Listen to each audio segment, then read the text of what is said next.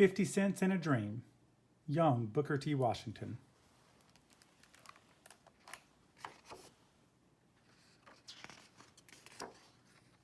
Like any boy, Booker longed to play, run, and jump beneath the blue skies and bright sun. Most of all, he longed to learn. Booker dreamed of making friends with words, setting free the secrets that lived in books. The strange marks marched and danced across the page, making him smile and laugh with joy. But slaves like him were not allowed to read. A black boy caught with a book could be whipped, or worse. When he walked his master's daughter to school, he carried her books, and his fingers would linger on each of the covers. He could feel magic seeping into his hands. Inside, the girl read along with her classmates. A, an apple. B, a bird. Booker stayed outdoors in the Virginia heat, beneath the blue skies and bright sun, staring through the window. He listened and dreamed. When freedom came, life was still hard. Booker's family moved from Virginia to West Virginia. He and his brother joined their stepfather in working at a salt furnace. Deep in the Kanawha Valley, he shoveled, hauled, and packed. Later, at a coal mine in Malden, miners and machines drilled thousands of feet into the earth to reach the coal. It was hot, dangerous work for grown men, and even more so for boys like Booker. He had never seen such darkness. One day, his mother had a surprise, a spelling book just for him. Booker went to work on his ABCs, tracing the strange marks as they danced across the page. Soon they began to make sense. A, an apple. B, a bird. At last, he could read. When a young man from Ohio came to town, word of the wondrous stranger spread quickly from cabin to cabin. A colored man who could read. Folks loved to gather around after work and listen to him read the daily news. Young Booker listened too, and dreamed. Each morning at dawn, Booker rose and hurried to work. He shoveled, hauled, and packed, then raced to a school for Negroes. In a tiny, crowded room, Booker studied his lessons. A, an apple. B, a bird. Booker listened, learned, and dreamed. But he wanted more. As a teenager, he heard talk of a wonderful school called Hampton Institute. Negroes could study writing there, along with farming, science, and many other things, and they could read all the books they wanted.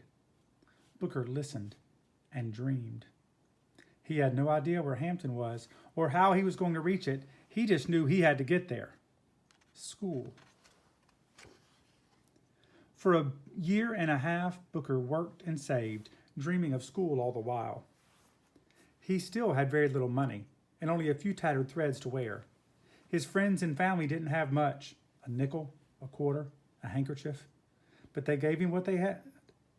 His older neighbors had spent most of their days in slavery. They told young Booker that they had never imagined one of their own going off to a boarding school. Booker listened and carried their dreams with him. He walked most of the 500 miles to Hampton Institute.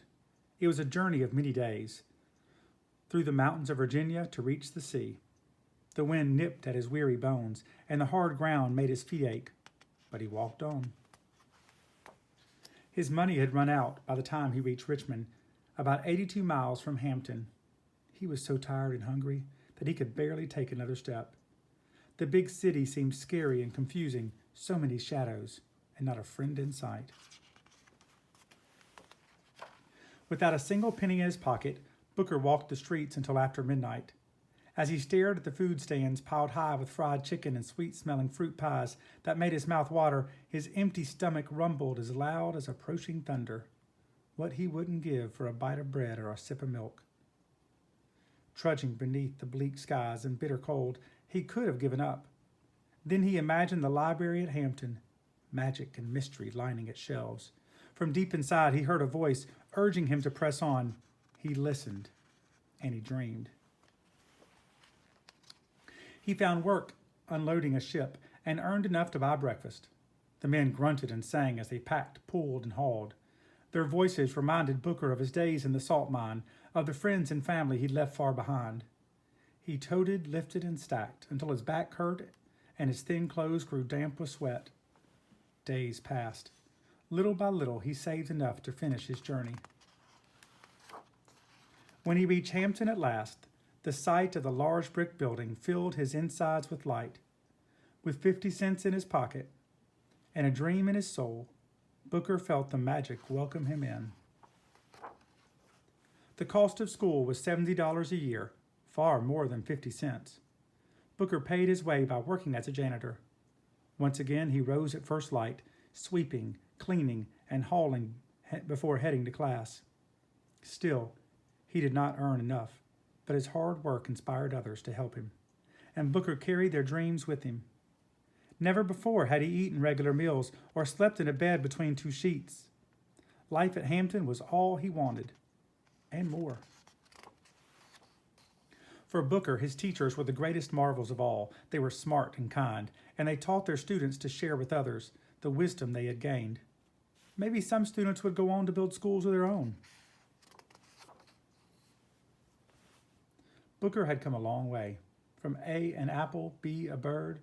But even after 500 miles and a dream that came true, Booker's journey was just beginning. Sitting at his desk with a stack of books beside him, he listened and dreamed.